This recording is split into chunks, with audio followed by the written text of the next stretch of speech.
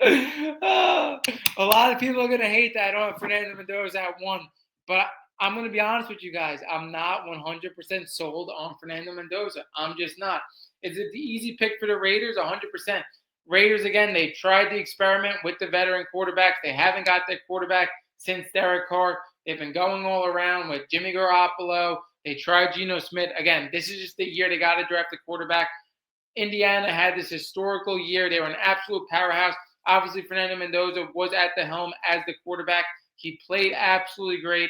This is a guy that's the number 1 pick, and he has to be, again, the number 1 pick just based on not only is it a weak quarterback class, but just, again, everything he's done in college football makes him the number 1 pick. 3,500 yards, 41 touchdowns, 6 interceptions. By no means can you argue with the stats. The guy played a fall season, Heisman, national champion, easy number 1 pick in a weak quarterback class. But for me, why I don't believe in Fernando Mendoza, I'm kind of on the stance that it was just more of Indiana being this powerhouse, having the best coach, having this roster being the oldest roster. I believe they completely laid over everybody. Does Fernando Mendoza have great ball placement? 100%. He led this powerhouse. But I've also seen a lot of other players have great ball placement, and that was pretty much it, and they didn't amount to much in the NFL. What I mean by that, when you look at a lot of players that played in big programs or played in programs that were great at the time, whether it was an A.J. McCarron, who I absolutely loved in college, if anybody knows me, one of my favorite college quarterbacks, or whether it was a Michael Penix Jr., had great ball placement at Washington. Everybody thought he had this unbelievable ball placement type of arm. Or if you look at even a Sam Bradford going back in the day as well, great ball placement. But in my opinion, you really have to be a dual threat quarterback in the NFL, show some rushing upside. Did again, when you look at the running play that he had in the national championship, how that showed his character, his ability to run at the college level. Yeah, it was a design run. It worked out. And again, he is an awkward runner. He showed ability to extend plays at the college level a little bit, but that gap's going to close even more in the pros. My opinion with Fernando Mendoza, the pros that I really like at him, he has elite size. He's 6'5", he's 225 pounds. You can't buy that size. He does have really good ball placement, but again, my biggest game for me that I love for Fernando Mendoza, and I said it, was the national championship because I saw the character of him when he was under pressure. How did he perform? He was still able to win that game. It was one of the only games where I really seen him constantly under pressure. You also saw the same thing against the Ohio State game. But again, when we saw Fernando Mendoza constantly under pressure twice, he showed the ability to find a way to win those games. But those were by far his worst games. Again, he wasn't able to do the same type of thing that he was able to do in every other game throughout the season. When he goes to the Raiders, he's going to be under pressure constantly, and he's not going to have top of the line weapons as well. Like again, he had Indiana that was an absolute powerhouse. So his ability to not extend plays in the NFL, and again to have this great ball placement, but it's going to be in a tougher situation.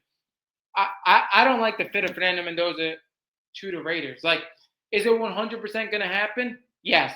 He might as well start working out with Brock Bowers right now. Like, he's going to be the pick, the timing of everything. Like I said, he's going to be the number 1 pick. But again, when he plays under that horrible offensive line and he's going to have constant pressure and he's not able to extend plays, and again, how well is he going to be when he's on his back most of the time? How accurate he's going to be at that point?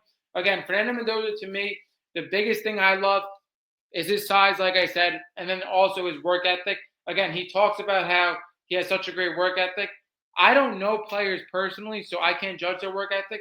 But the one thing of Fernando Mendoza, why I know he has a great work ethic and he's not bluffing, is that you've seen how he was able to climb throughout the ranks, how he was a low recruit, how he did go to Cal, earn his way to be a starter. Then he transferred out, went to, like his whole college story is an example of work ethic and sticking it out. So I do believe he has a great work ethic. And again, if you're able to do the work and have an elite work ethic, in my opinion, that's 70% of it, because a lot of players, when they hit the pro level, again, their work ethic kind of tails off because they already got there.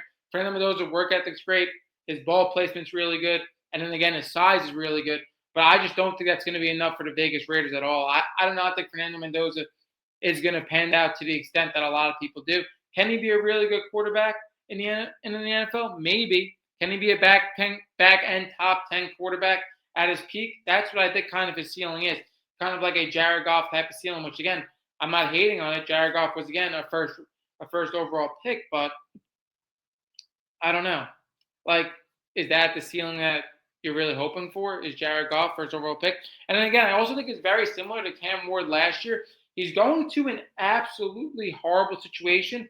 Again, I don't think this prospect has any elite traits. Again, I think the NFL, when you look at it right now, you really have to have the ability to run the football, extend plays to some extent. Fernando Mendoza does not have that capability, in my opinion, at all. So I think that's a major thing for him. Why I just don't believe in him. And again, his arm, he has really good ball placement. Does he have an elite top of the line arm in the NFL? No. So not a top of the line arm, can't extend plays. He's going to go to an offensive line where he's going to get hit constantly. How is he going to be able to extend the plays? The only way Fernando Mendoza succeeds in the NFL if he's like a Matthew Stafford, Joe Burrow, where he is the most at the top of the line when it comes to elite pocket passing and is able to get the ball out very, very quick. But again, to take away half of somebody's game as a dual threat, not being able to be a dual threat, and hoping he's going to be an elite pocket passer in the pocket, again, with a horrible situation like the Raiders, I don't like it. But again, he comes in at number 2 because, again, the season was flawless season, national champion, played in huge moments, really good ball placement, Heisman Trophy winner. Again, it's a weak quarterback class, like I said. But